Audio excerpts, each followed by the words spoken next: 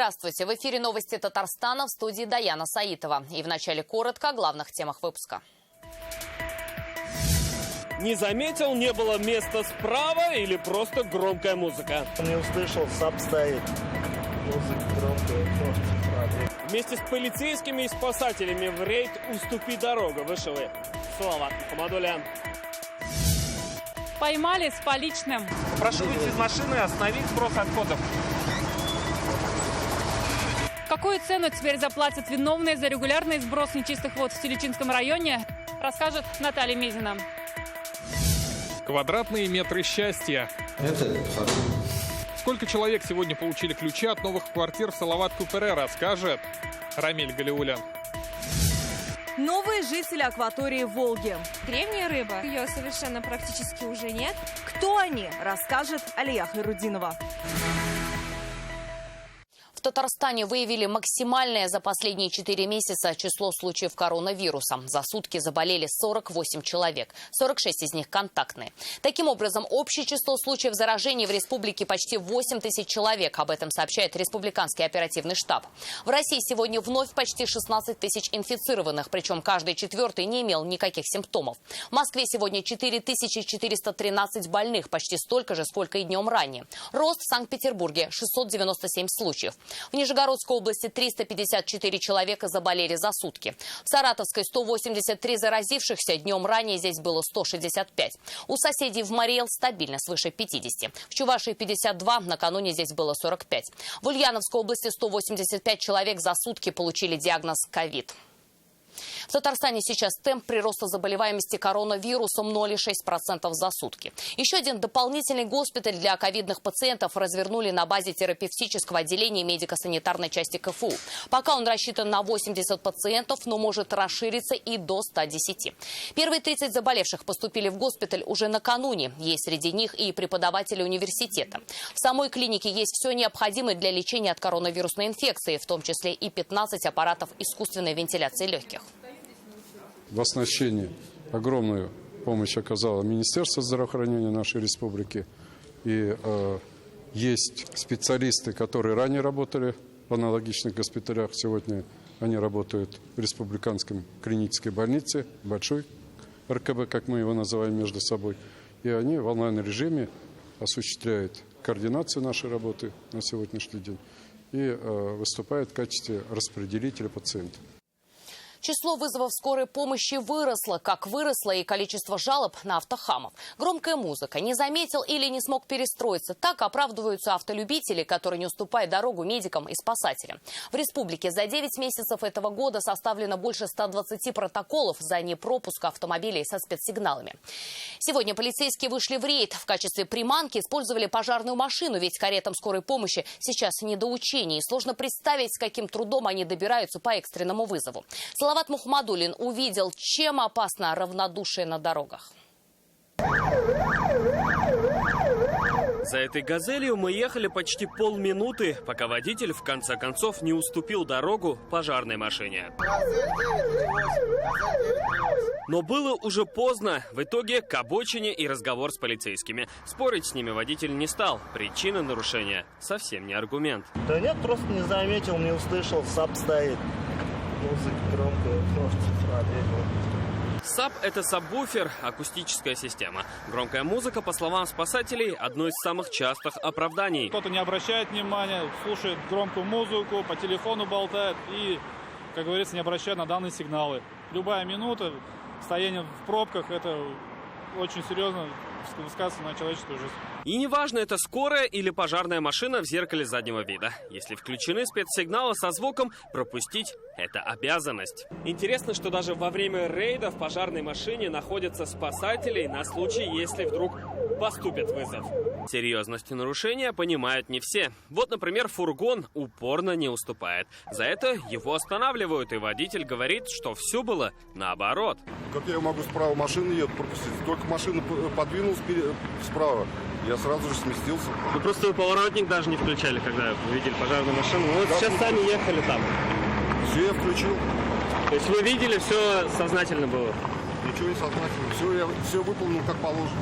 Но полицейские придерживаются другого мнения, а потому протокол о нарушении. Штраф от 3 до 5 тысяч рублей или лишение прав до 1 года. А если не пропустить скорую помощь, то дело может дойти и до уголовного наказания. Постоянно приходят жалобы со стороны медучреждений, то, что на дворовых территориях, также и на больших магистралях спецтранспорту не уступают дорогу. При этом все же уступать дорогу водители стали чаще, отмечают инспекторы и спасатели. Сегодня за час было поймано всего 2 нарушителя, но они все-таки есть. А ведь на другом конце города помощи могут не дождаться 2 экстренных пациента. Салават Ухмадуллин, Ренат Сафин, ТНВ, Казань. Сегодня в Госсовете прошел круглый стол по строительству трассы М-12. На встречу с республиканской рабочей группой, куда входят представители министерств и жители населенных пунктов, приехал проектировщик магистрали. Он представил 3 варианта прохождения маршрута по территории Татарстана. Ни один из них еще не утвержден, еще идет обсуждение и изучение параметров каждого. Сравнение, которое сегодня мы имеем на руках, предварительное, конечно, потому что не имея проектно-сметной документации, о абсолютных цифрах говорить очень сложно.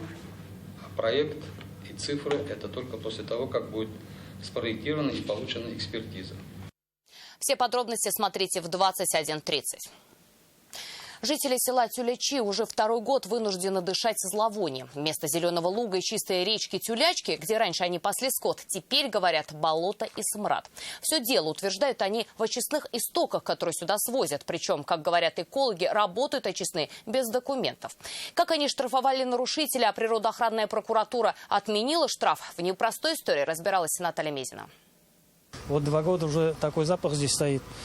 Дети выходят гулять, они сюда не идут, а они идут в другую сторону. За прогулками на свежем воздухе семье Шалахметовых приходится уходить далеко от своего дома. 30 лет Нургали Сафарович жил в селе Тюлячи и бед не знал. А теперь боится лишний раз окно в доме открыть. По этому поводу в сельсовет обращались, нельзя ли там что-то сделать, чтобы запаха не было.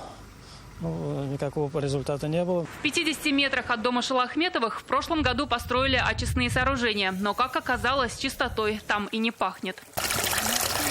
Канализационные стоки в очистные сооружения привозят на автоцистернах. Через фильтры стоки стекают в реку Тюлячку. Но жители утверждают, фильтры не справляются. Запах стоит ужасный. Вызвали экологов. Министерство экологии и природных ресурсов. Хотелось бы уточнить, что вы здесь делаете. Откуда машина? Где вы работаете? О, колос. О, колос? А на машине написано О, Меша. Что это значит? О, Меша называется, я не знаю. Прошу выйти из машины и остановить сброс отходов. Специалисты берут пробу воды уже после очистки. На территории Тюлячинского района обнаружили незаконный сброс нечистот, который попадает в речку Тюлячка. Дальше она попадает в реку Меша. Меша у нас является особо охраняемой природной территорией. Удивительно, но загрязнителем реки Меша оказалась частная компания с одноименным названием. По словам экологов, это ООО «Меша» выкачивает грязные массы из деревенских канализаций, а потом привозят к реке. В этом году это уже 3-й случай, когда нарушители взяли с поличным. И каждый раз пробы почвы и воды показывают превышение сульфатов, хлоридов, железа и марганцев в 2, а то и в 5 раз. Административное расследование возбуждено по жалобе жителя Тюлячи, села. В июне компания «Меша» уже получила штраф в 40 тысяч рублей. Удивительно, что природоохранная прокуратура Татарстана встала в этой ситуации не на сторону экологов. Есть протест на постановление, выписанное нашим инспектором Министерства экологии. Протест гласит о том, чтобы отменить наши штрафы, так как они были выписаны с нарушением. Факт сброса с очистных сооружений не был установлен. Даже вот в вашем видео, которое вы прикладываете, видно, что ассенизаторская машина сливает в очистные сооружения. А дальше уже проверка проводится, сброс с очистных сооружений. Почему эти очистные сооружения не работают, мы в настоящее время проводим проверку. За вот этим забором на 20 сотках располагается биологически очистное сооружение, через которое, по словам директора, якобы проходят фильтрацию все привозные сточные воды. Однако ни одного документа, подтверждающего законную эксплуатацию данного объекта, не обнаружено. Об этом говорит Минэкология. Но сам директор ООО «Мёша» утверждает, работают очистные законно, да и сбрасывают сточные воды здесь всего 4 раза в год. А на вопрос о запахе и превышении показателей вредных веществ ответ прост. Немножко перебои были. У нас, когда свет, допустим, перебои со светами бывает, это же бактерия такое, как бы, существо, она, если сутки перебой света там, или вот несколько часов хватает ему, бактерия умирает. То есть его периодически надо закупать, откуда-то привозить. Усилить надзор за сбросом сточных вод и решить проблему с очистными сооружениями. Об этом Владимир Путин говорил на встрече с Рустамом Миннихановым еще в конце августа. 80% предприятий, имеющих очистные сооружения, осуществляющих сброс воды, они все-таки требуют особого внимания с вашей стороны, со стороны федеральных органов, контролирующих ситуацию в сфере экологии. Сейчас на контроле у татарстанских экологов 181 очистное сооружение. В рамках программы национального проекта экологии, программы оздоровления Волги, тоже сегодня активно эта работа ведется. Наши строители сдают в эксплуатацию. Это за 2 года это 12 очистных сооружений. Несмотря на принимаемые меры, нарушений по-прежнему много. Только в этом году выявили 400 таких случаев. Зачастую о них сообщают сами жители, как в Тюлячах. Огромная благодарность за сюжет, в котором мы принимали участие в Тюлячах.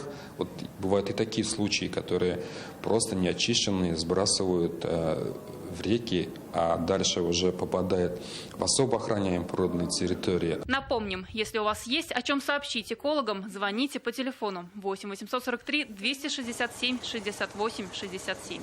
Наталья Мизина, Алмаз Зиединов, ТНВ, Тюлячинский район. Сброс стоков в государственный природный заказник Мёша Тюлячинского района – это только один из 4000 случаев природоохранных нарушений. За этот год Министерство экологии Татарстана остановило работу уже 4 предприятий. Ограничение свободного доступа людей к водоемам, свалки кирпича, двукратное превышение сероводорода в воздухе. О самых громких экоскандалах расскажет Светлана Спирина. В основном бывает, знаете, ближе к вечеру. Вот ложимся спать в 10, в 11 и до 3 утра. Вот это едкий запах, знаете, газа. Непонятный какой-то запах, непонятный. Резким и неприятным запахом жители Советского района дышали все это лето. На многочисленные жалобы отреагировали специалисты Министерства экологии Татарстана.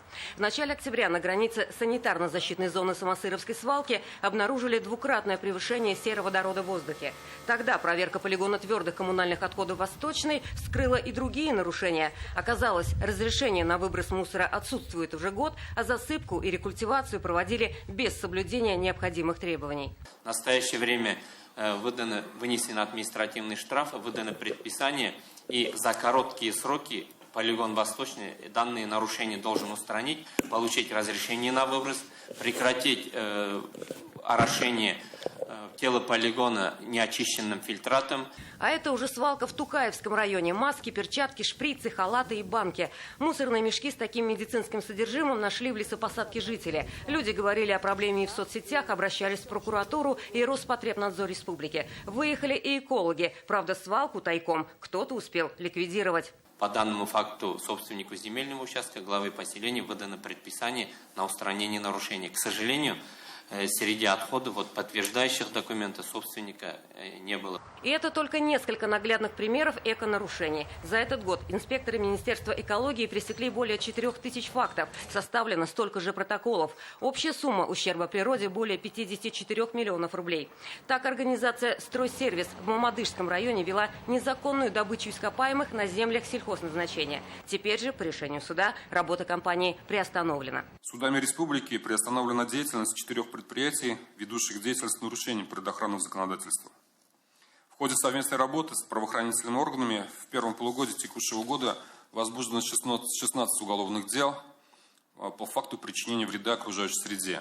В этом году в работу экологов коррективы внес и коронавирус. Часть рейдов пришлось отменить. Однако контролировать ситуацию, например, с отходами, позволила новая система – экологическая карта. Сюда пишут и жители. То есть это такой народный экоконтроль. За этот год на карте уже зафиксировано 1287 свалок. 96% из них ликвидированы. Светлана Спирина, Наталья Мизина, ТНВ, Казань. Пандемия не могла не сказаться на объемах внешнеторгового оборота республики. Как сообщил сегодня глава татарстанской таможни Марат Гараев, количество товаров, поступающих в республику из-за рубежа, с началом ограничительных мер из-за коронавируса заметно сократилось. Но сейчас объемы восстанавливаются. Интересный факт. Объем нелегальных товаров не падает. Рыболовные сети, кастеты, микрофоны для прослушки, спрятанные в ручки и очки, а еще семена, поддельные игрушки и лекарства. Это далеко не полный перечень того, что изъяла татарстанская таможня с начала года. Всего обнаружили 1250 посылок с товарами, которые запрещены к провозу. В 7 из них из Беларуси и Китая были и сильнодействующие вещества. И за это грозит уголовная ответственность. Марат Гараев отметил, что при личном досмотре в аэропортах чаще всего изымают незадекларированный алкоголь и табак, а еще растения и чучела животных. Чаще всего провозят незаконно кораллы. Напомним, 25 октября в России отмечают День таможенника. Таможня всегда открыта. У нас есть правовой отдел в таможне, который работает в постоянном режиме, где можно получить любую информацию, хоть устную, хоть письменную, консультацию любого уровня, в рамках разрешенного. Там вам не скажут, конечно, код товарку, и вам не сделают расчет платежей, но условия ввоза-вывоза обязательно разъяснят. В следственных изоляторах Татарстана закончились свободные места. С чем связана беспрецедентная загрузка республиканских СИЗО? Читайте в интернет-газете «Реальное время».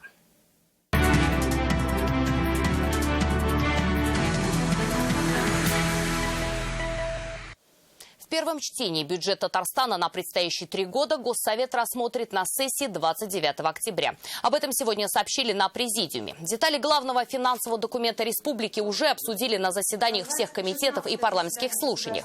Казна остается социально ориентированной, правда, с дефицитом в 3 миллиарда рублей. Всего на сессию вынесут 29 вопросов. Это в том числе республиканские законопроекты о градостроительной деятельности, развитии малого и среднего предпринимательства, автомобильных дорогах и дорожной деятельности. Задача будет такая: жить по доходам, ускромняться. Тем более в условиях пандемии мы не можем собирать крупные какие-то мероприятия, собирать большое количество людей. И в этих условиях придется работать. Свои взгляды на предстоящий бюджет Татарстана сегодня в Госсовете представила фракция КПРФ. Как рассказал Хафиз Миргалимов, предложение коммунисты начали готовить еще с марта. По их мнению, нужно уделить внимание поддержке аграриев и развитию социальной сферы. В частности, это новые межпоселковые дороги, ремонт и строительство школ, поликлиник и садиков в районах республики. Всего для финансирования фракция предложила Госсовету 49 объектов. В строительстве дорог мы предложили почти 16 муниципальных, как говорится, районов. Внутрипоселковых дорог тоже есть. И в городе Казани, Высокогорского района. Капитальный ремонт бани Ленина-Кокошкина. Люди ездят в районный центр. В Казанском федеральном университете сегодня подписали трудовое соглашение с директорами основных структурных подразделений. Это 16 институтов и 2 филиала в Елабуге и Набережных Челнах. И впервые церемония прошла в столь торжественном формате. Ее должны были провести еще полгода назад, сразу после того, как указом правительства России переназначили на 3-й срок ректора Ильшата Гафурова. Но из-за пандемии процедуру перенесли на осень. Уже 5 лет как руководители институтов назначаются не указом ректора, а выбираются тайным голосованием. Перед этим кандидаты защищают дорожную карту, где и обозначают развитие своего института на ближайшие годы. Большинство из вступивших сегодня в должность руководителей занимали этот пост последние 5 лет. Но есть в команде управленцев и новые имена. Это Иван Стойков. Он возглавил Институт химии. Дмитрий Чикрин будет руководить Институтом вычислительной математики и информатики. Новые руководители отныне в Институте физики. Им стал проректор КФУ Дмитрий Таюрский. Этап достаточно непростой, но... Зато, как мне кажется, мы наиболее достойных наших коллег сегодня избрали и подписали с ними соглашение. Сегодня в Казани на 255 счастливых новоселов стало больше. В Салават-Купере заселили новый дом, построенный в рамках национального проекта «Жилье и городская среда».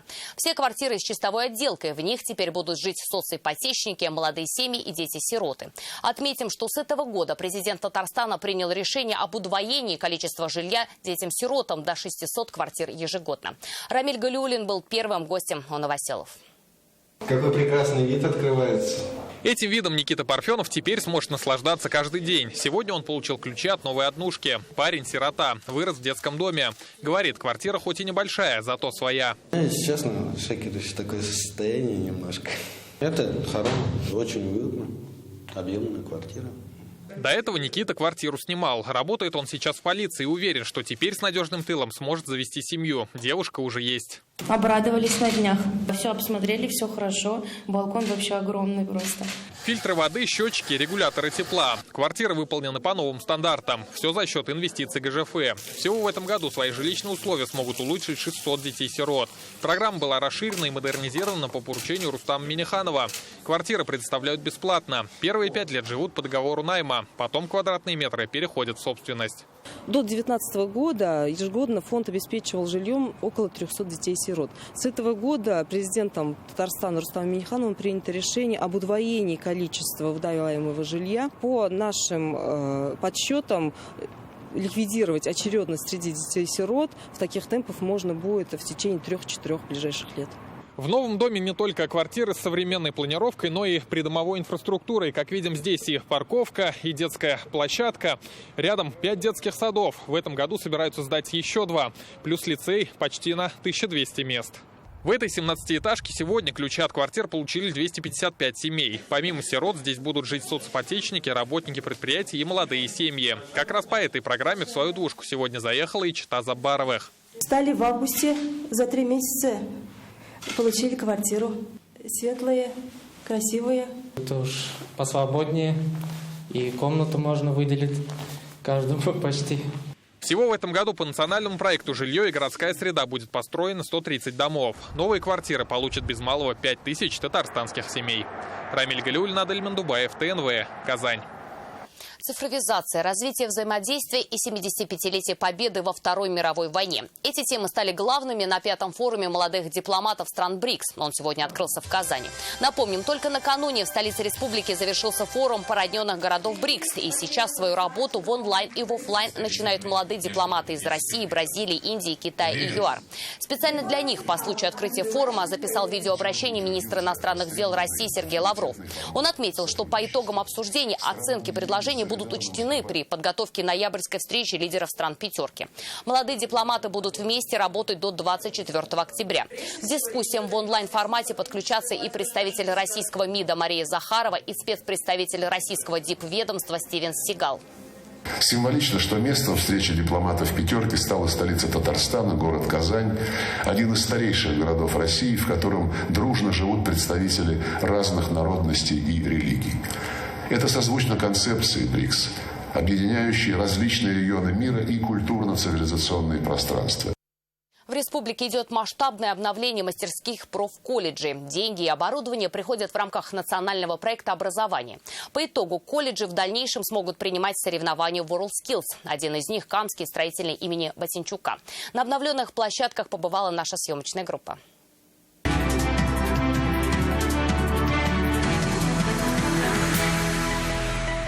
Управление этой системой происходит через Wi-Fi по компьютеру. В программе виртуальной реальности студенты могут управлять системой теплоснабжения, менять направление потока, увидеть, из чего сделаны батареи и следить за температурой в виртуальном доме. Все это теперь есть в мастерской Камского колледжа.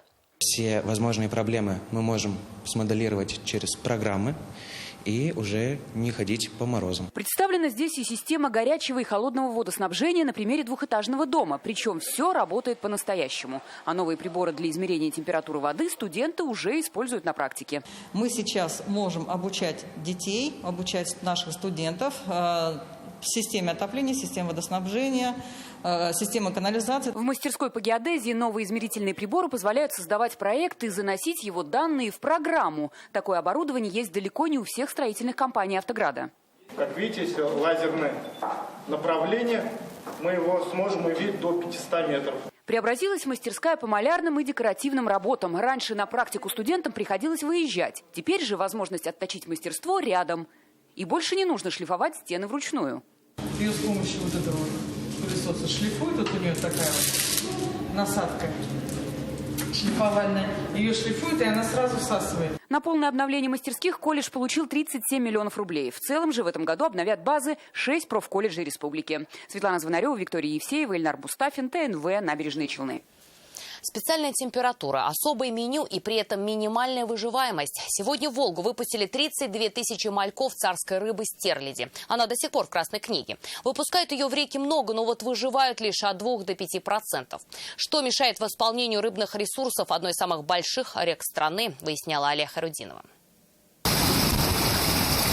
Вот по этой трубе почти трехмесячные мальки-стерляди, выращенные в тепличных условиях, отправляются в большое плавание. Теперь им предстоит научиться жить в природной среде, акватории Куйбышевского водохранилища. Мальки приехали из Московской области. Там их растили в больших бассейнах. Перед отправкой не кормили 2 дня. Все для того, чтобы рыба не испытала стресс в дороге.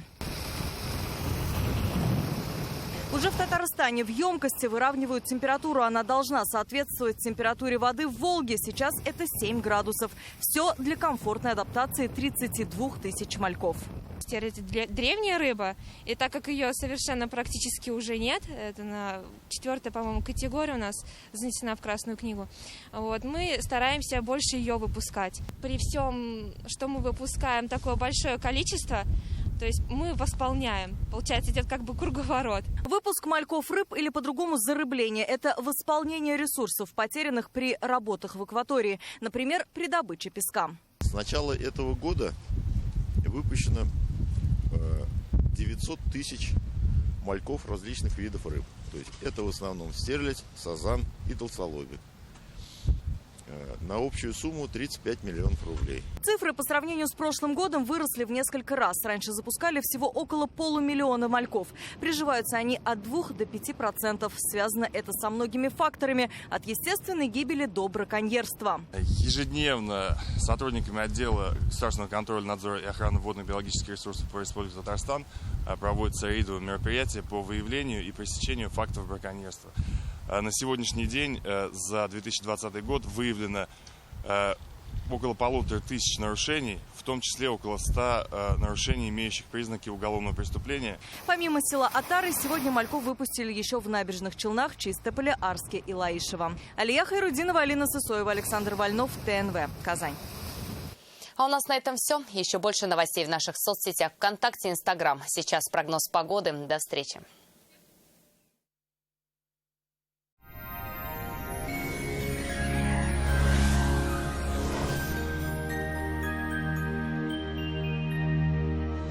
Здравствуйте, в студии София Егорова. О погоде поговорим через несколько секунд. Создайте свою уникальную, продуманную до мелочей кухню вместе с Данил Мастер. 3D-проект кухни, доставка и установка в подарок. Звоните 2-167-166. Казань, Восстание, 23. Данил Мастер ценит каждого клиента. По данным сервиса Яндекс, погода в Бугульме, Бавлаха и Азнакаево. Облачно и сыро, +1-2 градуса. В набережных Челнах, Нижнекамске и Елабуге не обойдется без осадков в виде дождя, +2.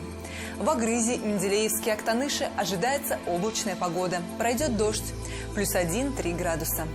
В Арске, Кукмаре и Балтаси временами будет идти дождь. Температура неизменна, +2 градуса. В Болгаре, Дрожжином и Буинске облачно, временами дожди. Станет немного теплее, до +9. В Альметьевске, Чистополе и Мамадыше небо затянет облаками. Возможен дождь со снегом. Федеральная сеть медицинских центров «Доктор Рост». Лечение самых сложных заболеваний позвоночника и суставов без боли и хирургического вмешательства. За 12 лет в 10 городах России врачами клиники отменено более 39 тысяч операций. Лучший протез – тот, что остался в упаковке. Мы беремся восстановить сустав даже на стадии некроза, без операций, с помощью передовых технологий. Приходите в «Доктор Рост». Убедитесь, вернуть сустав к жизни можно в любом возрасте.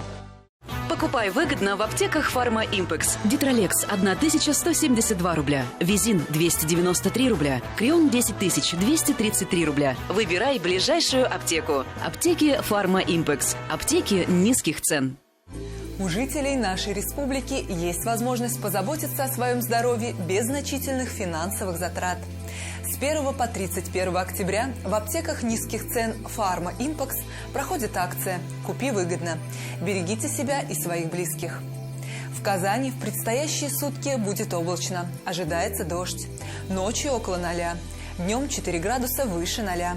Ветер юго-восточный порывистый. Атмосферное давление 751 миллиметр ртутного столба. Влажность воздуха 91%. Магнитное поле Земли неустойчивое. Берегите свое здоровье. На этом наш выпуск завершен. До свидания.